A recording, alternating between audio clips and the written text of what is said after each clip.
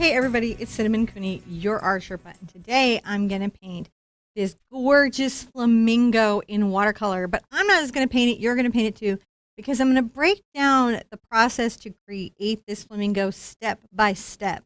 I'm going to simplify the steps, I'm going to make them really easy, so even if you're new to acrylic painting, or you have slightly different materials than I do, however you came here, you can create a flamingo that will surprise you at home. I have a lot of resources to help you guys do this. My first resource is my husband's John. Hello. Recess. That's where I want to be recessed. Do you want to be recessed? So what he does is he makes sure that when I'm talking about a technique or demonstrating something, the camera's pointed at the color mix or what I'm doing, and that makes you get a really great view of what is going on. He also sometimes takes comments from the chat, so if you ask a question, you may get it answered during the live show. Put your questions all in caps.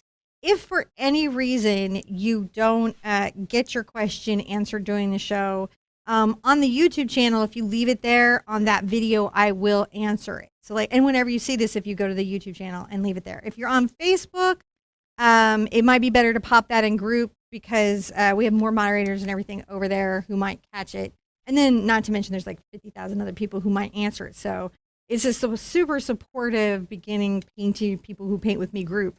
And a lot of people know where all the videos are, which at this point is quite a few. Don't forget to check the descriptions and follow the page, or follow the YouTube channel or the Facebook page, wherever you like to view from. That way you're notified for the lessons. We are doing these all the time. If you check the banners, you will see like upcoming lessons, and it's a lot. You don't want to miss one, and they're always free, and you just watch from home. So that's convenient. Yes, John. Let me make you little for a minute, because I like to be little. Look at this. Whoosh. Oh, if I go out of the way, you can see how to text. See, if you guys send the Art Sherpa, all one word, to the number 33222, you'll get text notifications when we go live. If you're in North America, we're working on international texting and texting with images, but the world wants to make that really rough. So here is our reference. You can find the reference on the website. I have a Traceable. That's an image you use to transfer an image onto paper. So it's got little lines on it. You just rub graphite on the back and transfer it onto your paper. And the reason that you do that is so that you're not damaging your paper figuring out the sketch, because your watercolor paper is pretty valuable. It's not crazy valuable, but it's pretty valuable, and you don't want to damage your sketch getting that in. You can see I've got mine on here. I am painting on, and I'm going to tell you about this because I think it's important. And I've got my pad upside down today. All right, so that happened. I'm working on 140-pound cold pressed paper. Those are words that are important to you as a new painter. 140-pound cold pressed paper. So my paper is bumpy, and it's 140 pounds heavy weight, and I'm working on something called a watercolor block. This is the beginner's best friend if you can get one. If you can't get one, you should tape all four sides of the sheet of your paper down to a table to get a similar effect, because what you're trying to do is prevent buckling as you do wet techniques. This lesson is kind of a wet into wet lesson. So paper will want to buckle with that. Taping down is your friend. As it dries, even if it wrinkles during the painting process, as it dries, if it's taped down, it'll flatten. On a block, it will re-stretch all the way to a very tight drum. Better to see it over here, I think. I've got my chats going. I need to see my chats so I know where the peoples are. I want to see the peoples. All right. So you'll see around my pad I have watercolor paper towels. The reason I have paper towels is I can check how much pigment is on my brush. I can take a little water off. I have a lot of control on these paper towels. I use all of the time. That's something to watch for if you're a beginner, is like, when am I going to my paper towel? When am I controlling how much color is on my brush by using my paper towel? I have a little grip of brushes over here. I have a quill. I don't know where my other one went. I am missing a brush, John. Oh, no. Which one are you missing? It's okay. I have an alternate backup. Oh, wait, there it is. It was in my watercolor cup. So I have a number 14 Raphael Soft Aqua. And what's cool about this is it's imitation squirrel, which means no squirrel was harmed in the making of this brush, but it performs and feels exactly like squirrel. This is the Soft Aqua Quill. It does a nice job for making big washes. Again, imitation squirrel, no squirrel harm. And we've had a long relationship with squirrels on our channel, so no squirrel harm is important to us. If you buy a quill, don't remove the outer plastic or metal. Just something you might not know if you're new, that actually holds the brush together. I have a Raphael Soft Aqua number 10. This is like a bright, like a little square. And another one I have out is my Raphael Corel brush. These are all fine. There are Da Vinci, there's a Skoda, there is Silverbrush. There are many good watercolor companies that make good watercolor brushes. I suggest you just find your favorite and invest in one or two good brushes. I have my watercolor palette out here. Now, I use the same colors every week, which is why these are labeled. We're going to use specific colors today, but if you check the description, it'll have the colors that I use. Payne's Gray, Nickel Azo Yellow, Hansa Yellow Medium, Pyro Red, Quinacridone Magenta, Ultramarine Blue, Phthalo Blue, Opera Pink, Transparent Pyro Orange, Burnt Umber, Quinacridone Gold, and Phthalo Green. In the event on the Facebook page, there is a painted sheet that you can print out that has these colors, and you can match what colors you have in your palette to what I'm using. So you don't have to go run and go shopping just to do the painting. That's also on the website under the watercolor blog. And it gives you exchanges and alternate colors that you could buy. Like the new artist Watercolor Wednesday blog you want to read, because it lets you know what will work. And if you're really new, you wouldn't know what will work. Let's put out some paint color that we're going to do. I'm going to take some Daniel Smith Opera Pink. Now, it has been brought up, and I want to confirm that it is true. Opera Pink is a fugitive color. It is. It's fugitive. It has escaped. It escaped. It ran away. But what that really means is that the color is not very long-lived. It's not going to be like 25, 30 years, bright and saturated. Whenever you hear that colors are fugitive, it just means that they fade out a little quicker. All Copic markers are fugitive. Like all dye-based markers are fugitive colors. It's not uncommon. You can lengthen the life of any of your colors. Like all neon colors are fugitive. I love Opera Pink. It's very neon. But yeah, you wouldn't want to stick it in the desert sun with no protection. It's not like yellow ochre where it'll be yellow ochre 125,000 years from now. However, it is going to be bright pink as long as you're around. So it's a historian's problem, really, but it's just something to know. And if you don't want to use that color, you could use a quinacridone red or pink as an alternative. I've got my Nickel Azo Yellow, so I've got my Opera Pink, Transparent Pyro Orange, Quinacridone Magenta as my base. I've got a little Payne's Gray I know I'm going to be getting into, and I'm going to be getting into my Nickel Azo Yellow, potentially my Hansa Yellow Medium. And then for my background colors, I'm going to be using my Phthalo Green, my Phthalo Blue, a little bit of my yellow, and for fun, I'm going to show you, and you don't have to do this part. You'll get a good background even if you don't have this, but I want to show you about an alcohol resist. If you are an artist and you watch nothing else in my video, know this thing, or you're a new artist. This is the thing you have to know if you know nothing else in the video. You need a bottle of rubbing alcohol in your art studio at all times. Besides a variety of fantastic techniques, it removes acrylic paint, dried acrylic paint from your pets, from yourself, from your counters, from all kinds of things, from your brushes. So this is 70%. I prefer 90%, but since COVID, people are feeling a little freaked out by germs, and so now all of a sudden everyone's bought 91% alcohol and can't get any. It used to be it was super easy to get because nobody knew what it was for, but now I've run out and can't get it no more. Those things have happened. Now, hopefully this intro has given you a chance to get your Flamingo on the paper, and you've heard what the materials are going to be. If you need a video on how to use a traceable, I made one of those. It's 10 minutes, how to use a traceable. Like if you search that on Google, it's mine that pulls up. So it's a very known video. The other thing that I want us to talk about, I'm going to take this round brush, and your first brush that you get in watercolor should be a good round. Is I'm going to do what's called priming the brush. You don't have to do that as much for acrylic, but for watercolor you really need to do, which means that the brush needs to get wet and soak, and the hair needs to swell and get wet for the brush to carry water in the predictable way that you like from watercolor brushes. So you want to prime your brush and let it get a little bit wet, and you'll see that it pulls into shape. Even if it was kind of out of shape, it will pull into shape. And one of the first things I want you to know about this brush is it does finger reshape like squirrel. It's really, if it didn't say it was imitation squirrel, I wouldn't believe it was. Because it's that good. It's that good. So, a couple questions that I missed because I was thinking about all letting the stuff. It soak up. You don't have to do that as much with synthetics, but it is nice on this one to still pre-soak it. Paul Rubens watercolors, yay or nay?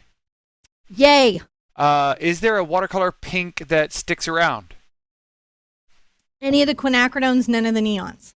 Does this make it into an alcohol ink? No, doesn't make it into an alcohol ink, but it does some similar techniques if you like alcohol ink. And these techniques will apply to very wet acrylic applications as well. So they carry over into other things. Do you use your mister to pre-wet watercolors before starting? Yes. That's called priming the watercolors, right? So if I take a mister and I go like this, any of the watercolors that have dried in the pans will start to activate and wet back up again. Watercolor when it's dry is still usable. Acrylic when it's dry is not still usable. It's just colored plastic. Not as helpful. Thank you for the stars, Elizabeth. I really appreciate that. All right, now let's get our brush and we're going to just begin softly. And let's just begin with a little bit of pink. I'm going to take my bright pink, which is my opera pink. I'm going to put a little bit of my transparent pyrrole orange in it, which I have to tell you takes you to the best flamingo color ever. It's just like, I am flamingo. Now, this is wet brush on dry surface? This is going to be a very wet brush over all the surface. We're going to be just kind of putting a very, very light wash out. See how light it is? You want this to be a shade darker than your white paper, but barely. It's a barely. It's just tinting. It's just tinted at this stage. We're just tinting the paper a little bit. We're beginning with this nice little pink because goodness gracious, it's a little pink. And come here and just kind of work this out. Just very little pigment on my brush. A little bit. This is a good thing to learn how to control how much pigment you have on your brush. Can you do a very light and delicate wash? In watercolor, if you want to be able to paint like Lovan or any of the wonderful watercolorists that we follow, you've got to get your light washes down. When I come over the back, I'm going to do an interesting thing. I'm going to flick my brush. I was going to say, you have a particular flair to your wrist there. I do. See, I'm just flicking, and we're going to start talking about the feathers that way. We're just giving the edge of it, though. And then we'll finish this out. Again, could not be lighter. It's just the beginning. Now, I'm not doing it so wet that it's like a lake, right? We're not making a lake. Moist. It is, yeah, it should be shiny but not runny. Like if I tip this up, it wouldn't run. It wouldn't drip, but it should be shiny. See that shine? Yeah. That's about the level of wet. And you can kind of see the buckling. Can you see the buckling? Yeah. So this is Fabriano 100% cotton paper, 140 pound. And that's just, water does that. It does that unless you do a whole process called pre-stretching, which is an involved little bit of kit, I can tell you, on heavier paper, and then you tack it down, you're going to see buckling. Or you could work on a watercolor board or an aqua board. Oh, thank you, Sylvia. Thank you so much, Sylvia. That is awesome. Okay. So let's continue on adding a little bit of drama and dynamic fun. It's a little bit wet, right? It's that damp shine. Okay, where are you going with this? I want to make sure I'm on it. I'm going to be on the head for a little bit. All right. Now, I'm going to rinse out my brush real well, and I'm going to make sure, because in certain conditions in your studio, if your studio is a little bit dry, what can happen is that your paper will dry on you too quickly. So I'm going to begin by making sure that's just a little bit wet. Not crazy wet, a little bit wet, and I can make sure it's not too wet by kind of vacuuming or sucking up a little bit of the paint on my brush. And let's come here to the edge. And we're going to just come around the edge of his little face in the front. There's a little bit of fold and maybe a bit around the eye. And it's pretty soft. See how it's like blending out? Just some soft blooming. Just a little bit of soft extra color. You know, a little bit. We'll come down here. Just adding a little bit. I can start to come along his little edge, and on the toe of my brush, I can flick out a little bit of a feather here and there. Keep him from being so smoothie.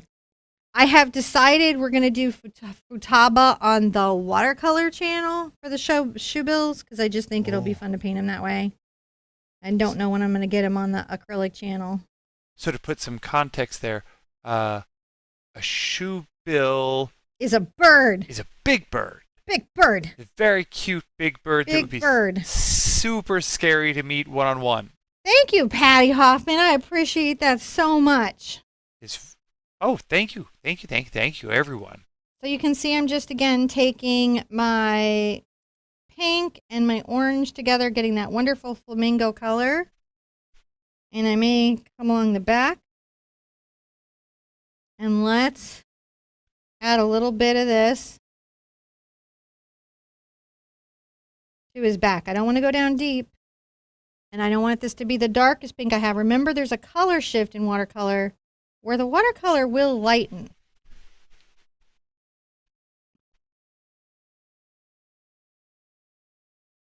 I'm going to be careful around the feathers. I know I've got a bunch of feathers that are going to come up, and I want to leave room for those to happen. I'll bring that back. There we are. See, we've just added another little layer, having a little moment. It's having a lovely little moment. Rinse out your brush. Hear that big clickety, clickety, clickety? Ew. That's a pretty thorough rinse. Now, I can take some of a little bit of my gray here, just a smidge, and a little bit of my nickel Azo Yellow, and kind of make this little off color. And that's going to be at first, just first, the basis of the beak. On the beak, I do want to leave some white. I'm going to come along the edge of this, but I'm going to kind of leave a bit of white, even though this is very light.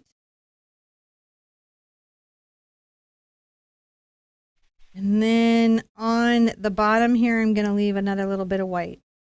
Now, if I used a wax resist crayon, that would probably help. And I'm going to pull up a little bit of that color, because even that I feel is like a little bit extra. So see how I can take a damp brush and come up on the bill and pull back some color?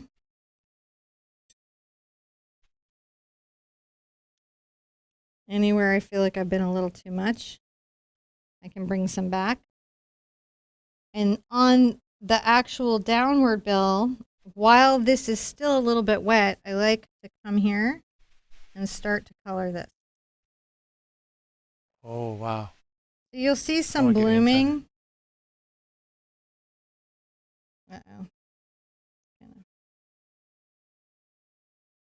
I want to come just the tip of this, and then I'll come back, I'll scoop back a bit. This is just the start.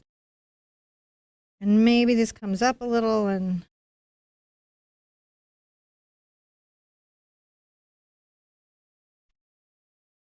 but we're going to let that bloom.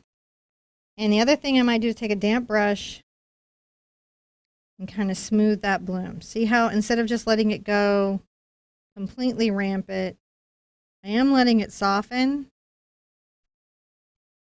but I am controlling some of what's happening. So it's just not boom everywhere. We decide where the bloom shall go. I'm going to take a little bit of my pink and orange. I'm going to bring it down towards the gray. So it's still a little pink, but maybe a little more gray than even that. It has a slight pink tint to it.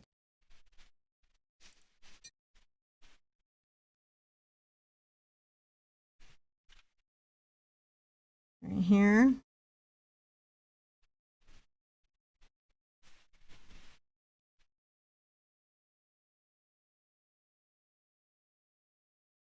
So this particular gray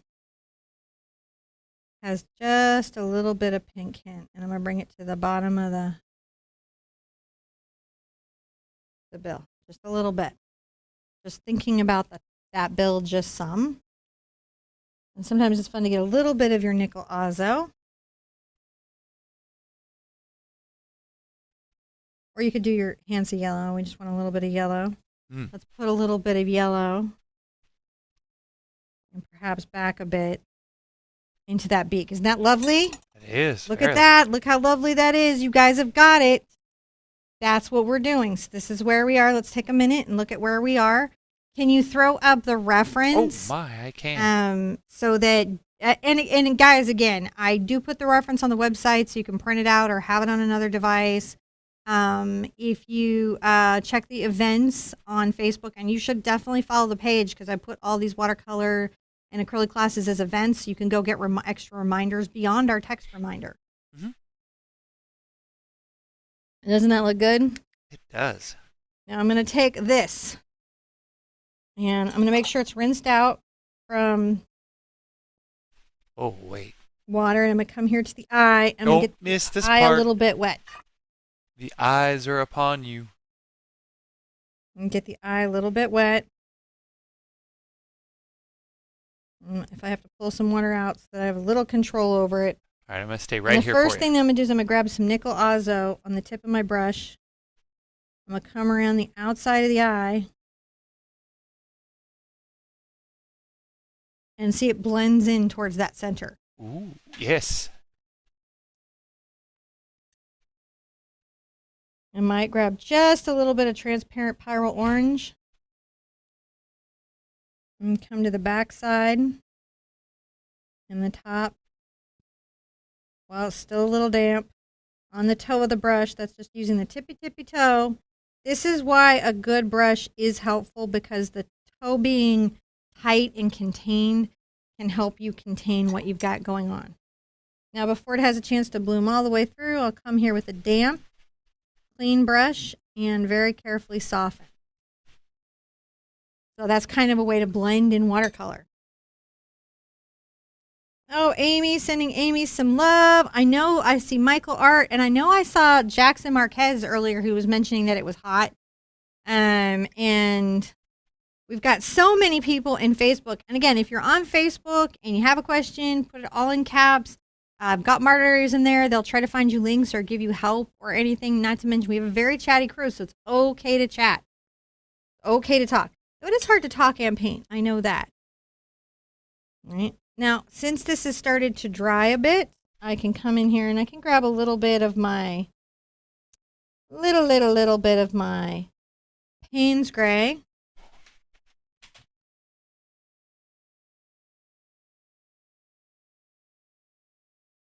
And I can deepen the beak. I'm not going to come all the way to the edge of it up here, though. I'm going to be a little thoughtful.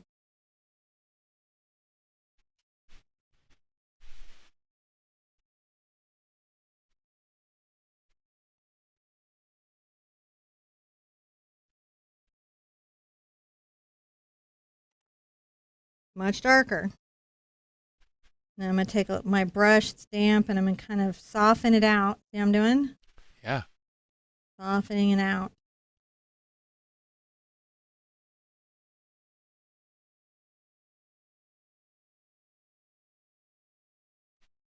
I'll come into the little nostril that we have here a bit. Sometimes that can be helpful to do at this stage. You're just wiping it off there. Yeah, what I'm doing is I'm controlling how much pigment or water is on my brush. When I wipe it off up top or at the side here, I am controlling how much pigment or water is on my brush.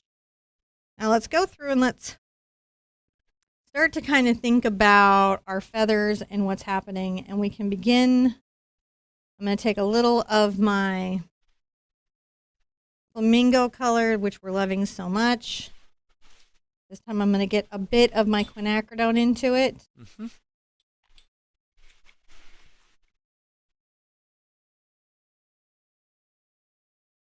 And I'm going to start to develop this back of the neck area.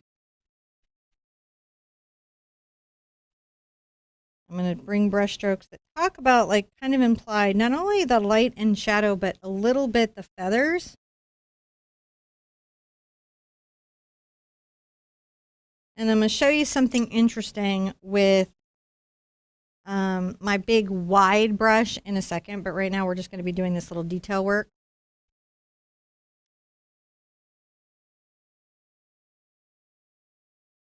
You can come back with a little damp brush and see, blend that out. Also here, coming up, are these little upward sweepy feathers.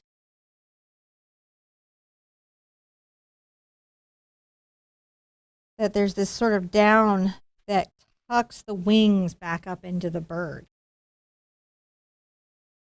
It was an interesting thing to pay attention to those directionalities. So we're going to put a little darker pink there. Speaking to that, and I can come back and notice that this is almost dry brushed. That's dry brushing in watercolor, and you can absolutely do it. That's another way of adding dimensionality or blend. Would adding magenta to opera pink prolong the viewability of the opera pink? Well, the magenta would remain even if the opera pink were to fade out. And again, it's just neon colors, and for some of them it's like 5 years, for some of them it's 15, where they stay vibrant. The pink doesn't completely. Jane Blundell has a really fantastic blog about this, and she actually taped a bunch of colors in a window for a minute and shows you the fade out. It's not bad. It just qualifies as fugitive. So I wouldn't. So here's where I would do it. I don't ever use fugitive colors if I'm selling to a client. If it's a work for sale, I use all light, fast, highest rated ASTM standard pigments that I can. Because, you know, somebody's put their money into it and they may give it to their grandchildren, and you just don't know what's going to be in the painting's future. When I'm painting for myself, I just make my eyes happy. So those are the things that you want to balance when you're doing art, is you're making your eyes and soul happy versus are you creating something that's for the public consumption? Are you putting this in your art journal, which this will last a long time in your art journal because it's going to be in shade? Or are you going to, you know, is someone inheriting this? Is this a gift? Those are the things. You switch to the quinacridones when you need it to be very light fast. Quinacridone is a very light fast color. Can I get this microwave, my dove? Yeah. And did you just cover what orange you were using? Transparent Pyro Orange. And I'm using the core version of it. So this is the core watercolor version of that. And this is a big tube. I don't know how long this tube will probably dry out before I finish it, because watercolors last a long time. It's not like acrylic. That's a good question. If your watercolor dries out in the tube, you put it in a little, so like you can't get the cap open. You can soak the cap in water to get it open. If it dries out in the tube, I don't have an answer for that. I'd have to look that up. if they pop the tube open and get the paint out, because it's still paint. Yeah, it's still good. Just weirdly I'm going to let shaped. John troubleshoot that. He's going to find out exactly what is safe and standard that you could do with a dried out tube to still use it. I'm sure there's 100-year-old answer. I'm this person, I go buy a new tube. But that doesn't mean that's the solution. That just means that's what I've done in relationship to that event happening. If you've got coffee or water or something that you're drinking, remember to keep your paintbrush out of it. And if your paintbrush gets in, I'm afraid you're going to have to get a new cup of coffee. All right. So I'm going to continue on here, and I'm going to get a little more of my pink and orange again, make a nice darker color. I'm going to come along this edge, and I'm going to strengthen that edge just a bit. And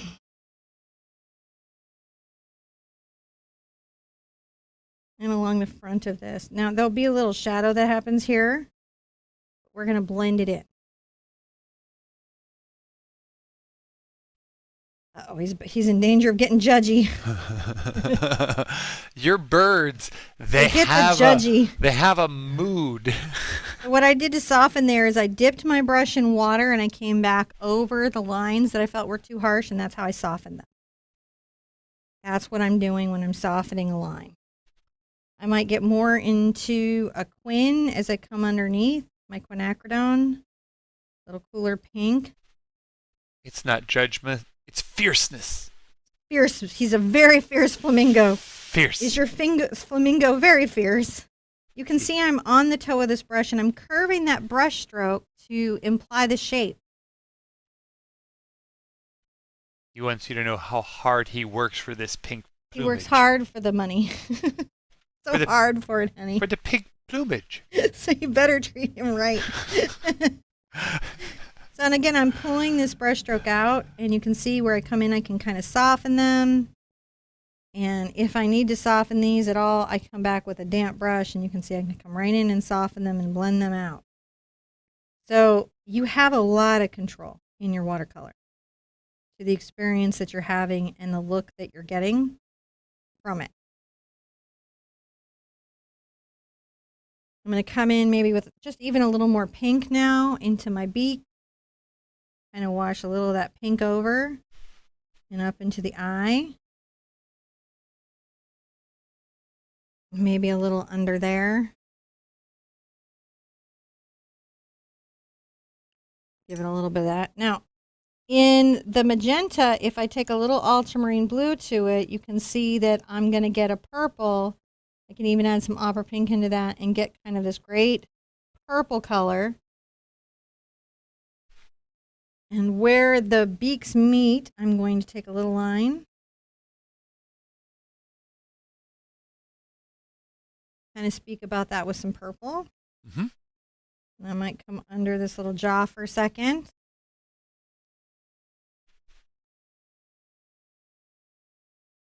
Soften that out. I'm going to come a bit along the front. Along the front.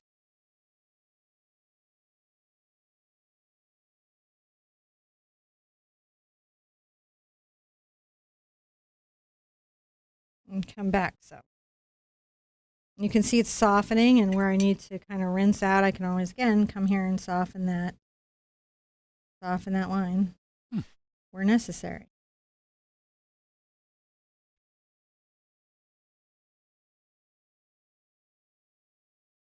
I can come to the very, very edge with a little ultramarine.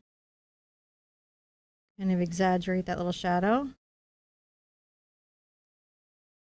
Put a little bit of that in there. Go back into my purple. Add a little bit. And then you can even kind of come in and add some little wrinkles, because believe it or not, their beak has some very distinctive wrinkles in shape and structure. Mm-hmm. So that's a good idea to put that there.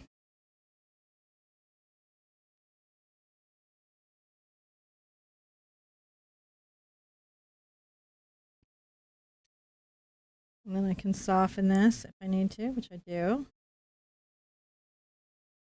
Soften that, which I need to. Now I'll come back and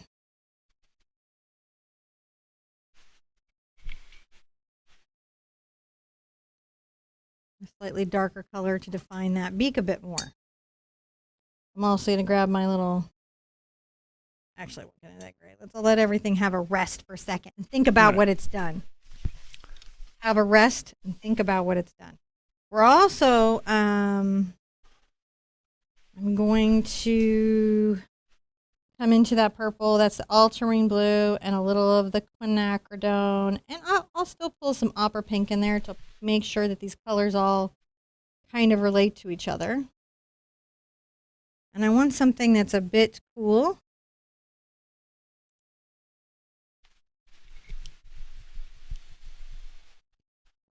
And let's take a second and cast a shadow. And this is sort of a glaze where the neck is. You can see and give it like a little straight line, and then you can even shade some of the feathers coming off where the head has hidden some of the light.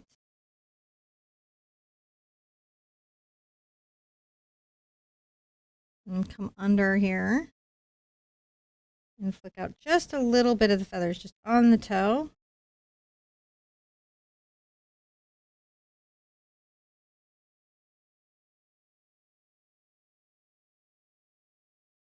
And take that down the neck a bit.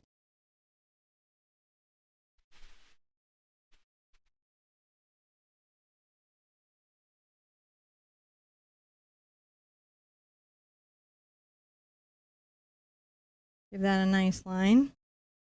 And you can always come in with a darker purple while it's all still wet under the chin to kind of exaggerate, but still have a slightly soft went into wet shadow that's happening there.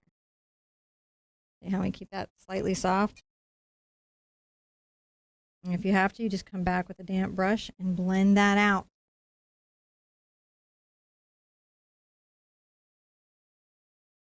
Right here, just a little bit more blue.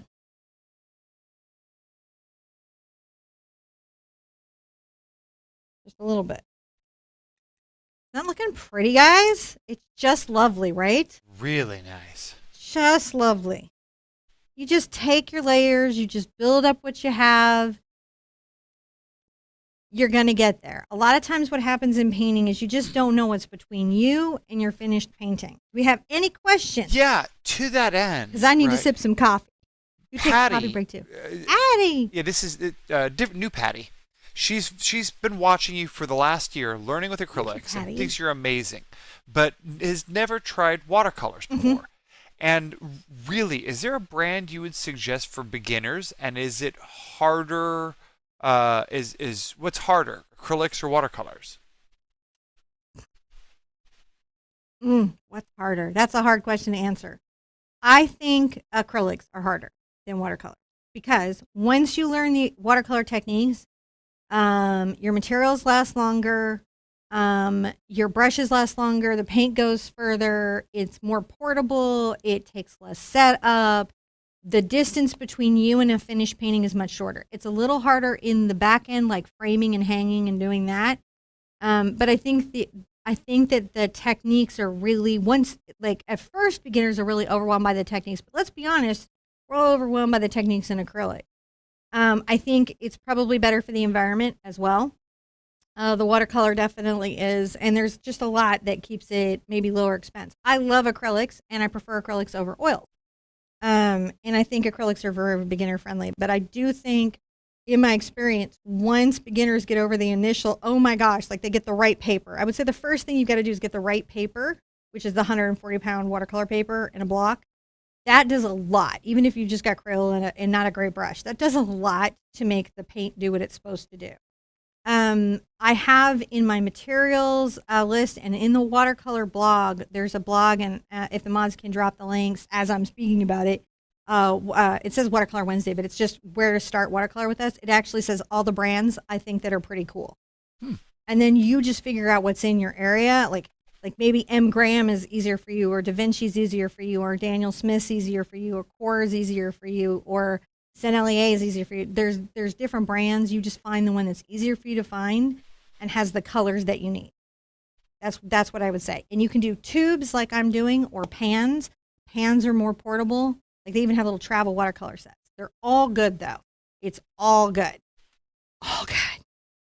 Let's get this little brush out. So this is a bright, and I really like this. I'm going to get some of my pink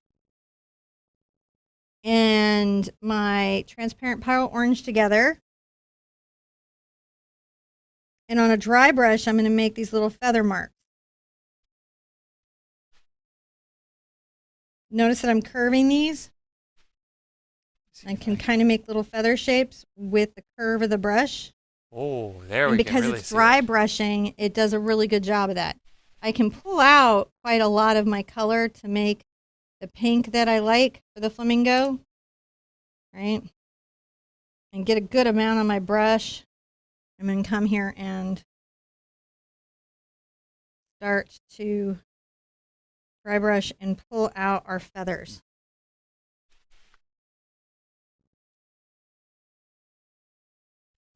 Like even down here,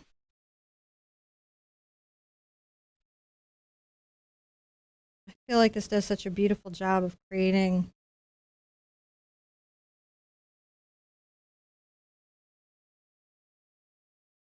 those little feather textures.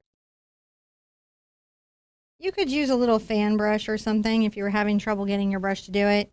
If I was trying to make my round brush do it, probably what I would do is I would dry it out a good bit and I would kind of like pull it apart like this. Mm-hmm.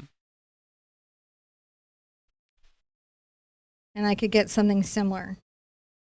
See what I'm doing? So just because you don't have a particular brush does not mean you can't get a similar technique.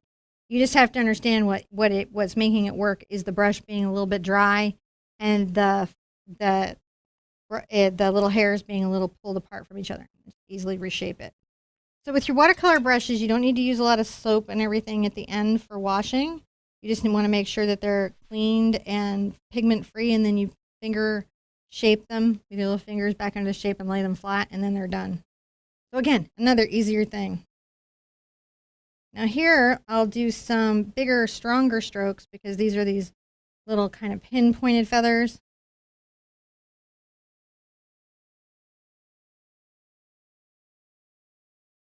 And where I need to just sort of blend it, I can. Isn't that wild? Mm-hmm. I love this about this. Now I'm going to come here and add some of that where the purple is. So it's still purple, it's still in shadow, but look how that works. I'm going to try to cross that over just there. Creates that sense of those feathers being there in that way.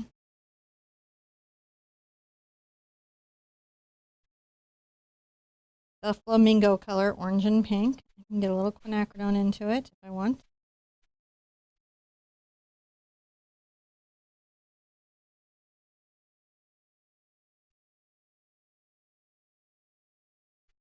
If I lighten the load on my brush, I can lighten the pink color as well.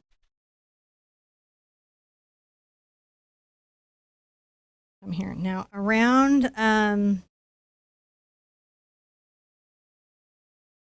down the neck a bit.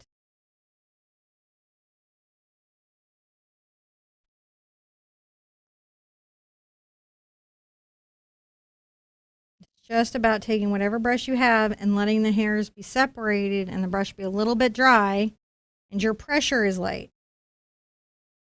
Your pressure is very light.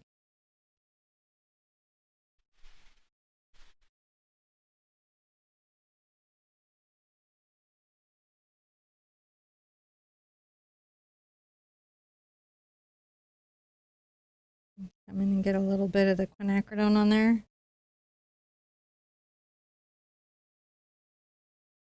Isn't this fun? Mm-hmm. Love doing this. This is just a joy for me. And you can do this at home. You really can. You know, you may have to practice some of the techniques. You might need to practice a little bit. We should probably every once in a while do like practice. But you need to practice your techniques because those are what help you get the effects that you're trying to get. If you're struggling, chances are you're just not familiar with the technique yet. You've just got to master it, and then you're going to be there.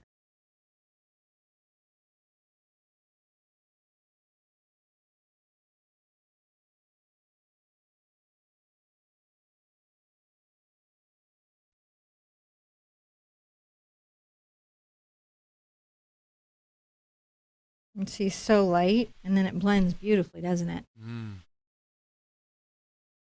You can just blend that beautifully and still have that great, unbelievably gorgeous little head. If I want some of the darker quills, I might get my Quinn and original Flamingo mix.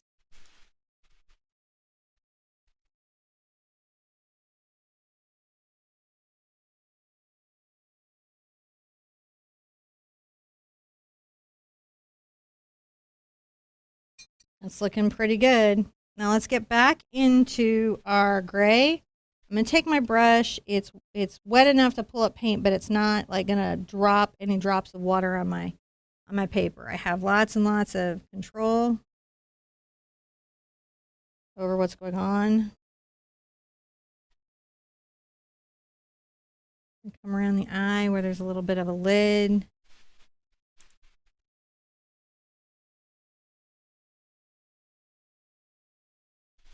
Come on the inside. Mm-hmm.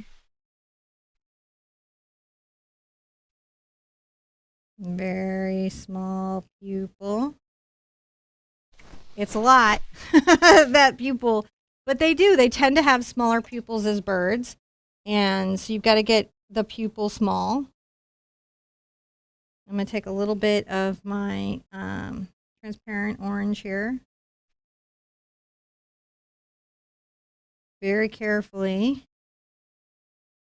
on the tip of my brush.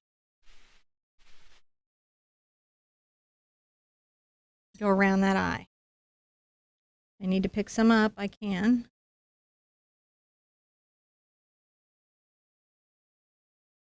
I can even soften it a bit if I have to.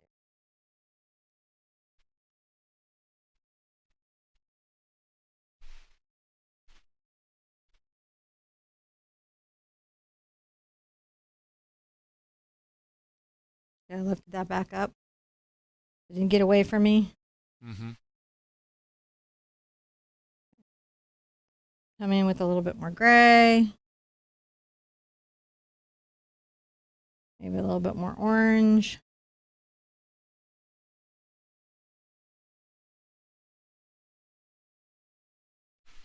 Put a little color, a little drama there. He's looking good. Mm-hmm.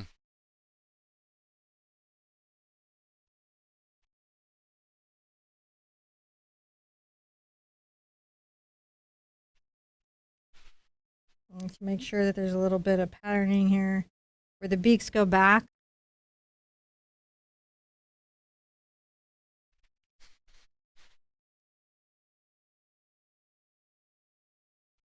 You know, and if I've got to get more purple, come along and define that shadow. I can. Right? Give that a nice shadow. Give that a nice little moment. How do you guys love that?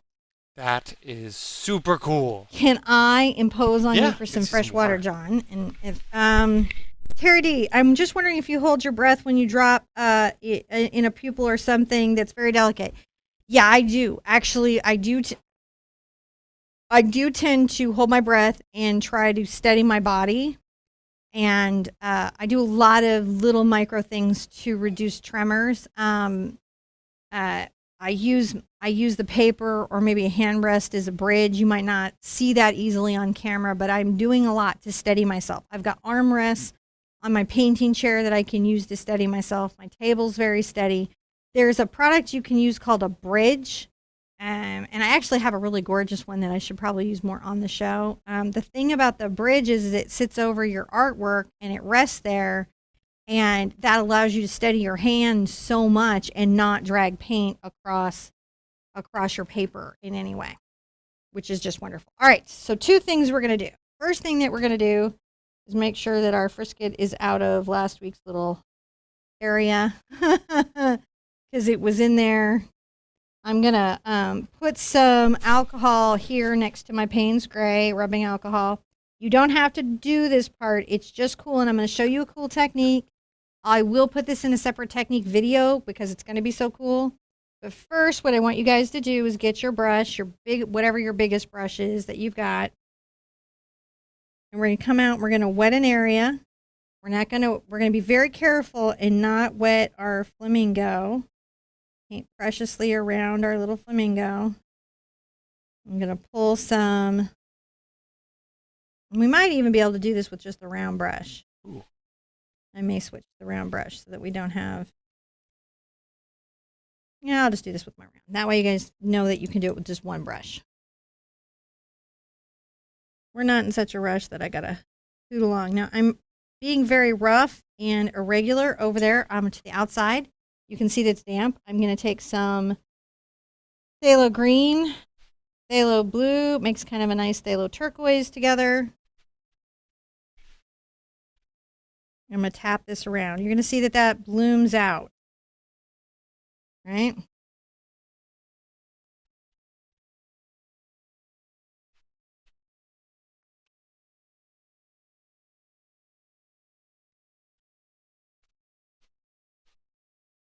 maybe along this area. Then I'm going to rinse out pretty thoroughly. And I'm going to get my nickel Azo Yellow. I'm going to tap this in. Do you see how it pushes the pigment? It's a pushier pigment. All right, I can get even into the nickel Azo Yellow and a little bit of green.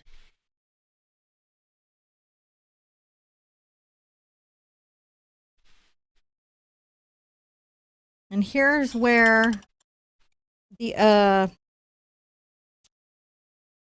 alcohol comes in. So I'm going to take my brush, I'm going to rinse it out a bit. I'm going to dip it in the alcohol. And are you guys ready, John? You want to get in on this? I'm going to be right here.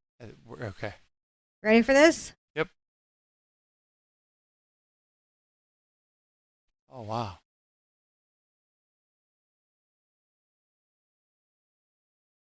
This pushes back the color.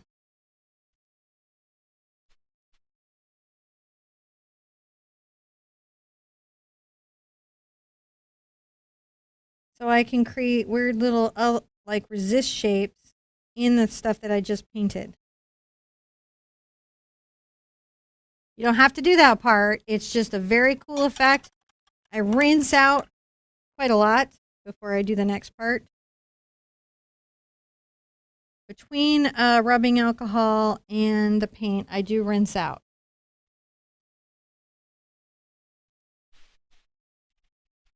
Some blue there. Some yellow in.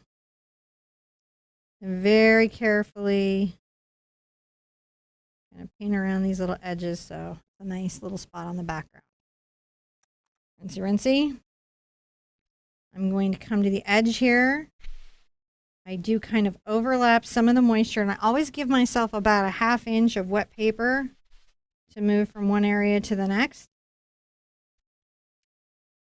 I'm going to go around him very preciously, painting water on here kind of randomly, kind of loosely, getting that green, getting that phthalo blue.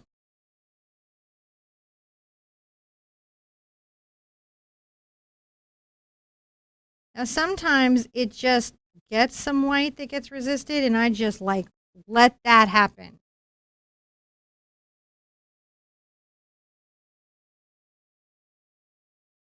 There's no reason to fight that at all. I'm going to get into my yellow here, and maybe this time I'm going to do like little leaf marks. Can you guys see the little leaf marks on these outside edges? I see your leaves. This is like kind of an abstract little leaf background, and I can kind of, maybe between these two. You can always leaf back here to make sure that these edges are kind of random, kind of weird. So I don't feel like I need alcohol resist there, but I'm going to show you again so you guys can see it do its thing. Higher, the 91% is just like, what?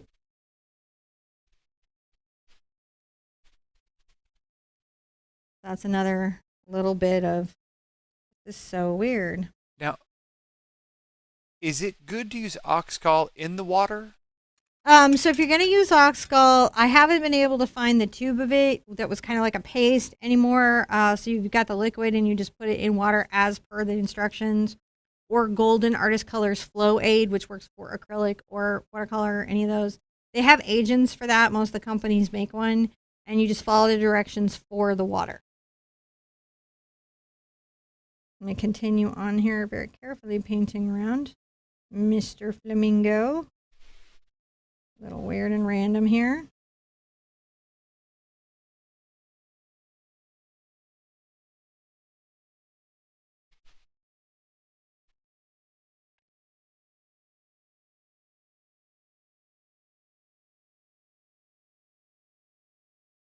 Get some of my turquoise color and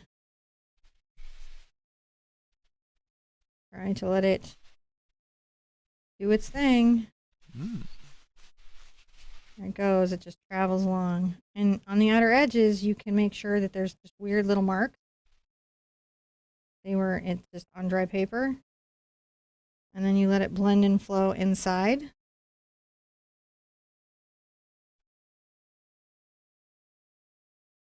I'm going to come along where the feathers are, and I'll kind of carefully paint around those.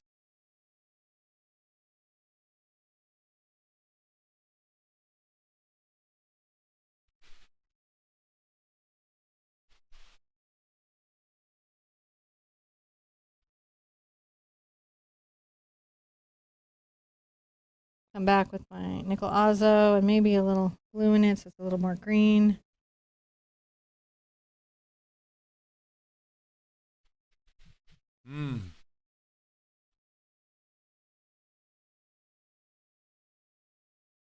Sometimes little leaf marks. They're just little random on the toe of my brush, little touches of leaves. That's what they are, little touches of leaves. Sometimes you can come in and you can be like, dot, dot, dot, dot, dot, dot. That's sort of fun.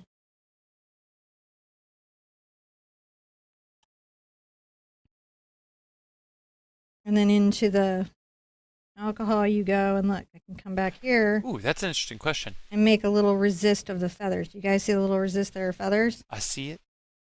They're just kind of like ghost feathers.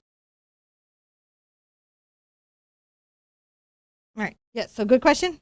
Yes. Does the paint have to be wet to use the alcohol? Yes. It must be wet for the alcohol to work.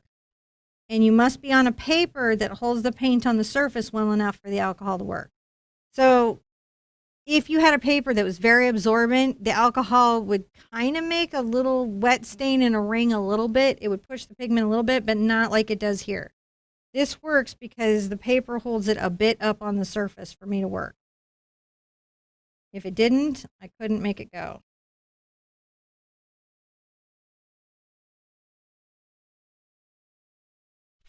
So you can even splatter if you ever want.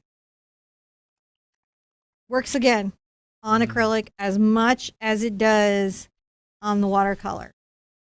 You know, and just pushes a little bit. It gives you another way to get a little pattern, to get a little effect. Now, down here, I really liked doing this thing. So I kind of wet some of this down here because I wanted this sort of splattery bit at the base of my Flamingo. And I'm going to get my, orange and pink again and kind of let these bloom and blend out, right?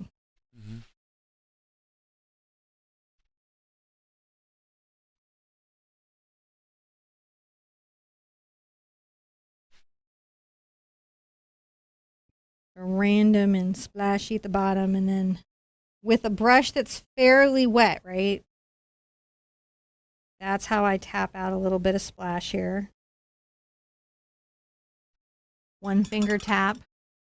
And then I'll come and get some of my nickel Azo. It, it definitely does some cool things. And then I'll also splash a little bit of that here and there. So that's how I get that little splash. I'm going to come back as a last touch and kind of clean up that little pupil. Got a little light there. Now it's back. All right. What do you guys think? Lori Shankman says, how do you get rid of the pencil line? So there's a couple things that you can do. You can use something that is water soluble and light. Like I use a Cretacolor graphite pencil in its lightest color. And because it's water soluble, as I paint, it tends to disappear. Or understand that in watercolor, it's perfectly acceptable for you to have pencil line. In fact, you can lean into that and make that part of the art. Some of the urban sketching that I really love that's out there really just embraces the pencil lines and makes it definitely, each mark contributes to the overall beauty of the piece. So those are the two things that I think can really help. Oh my gosh, guys, I think this was so fun. I think we're ready to sign. Sign. I'd love to see yours. Be sure to come by group and share your painting in the Art Sherpa Official.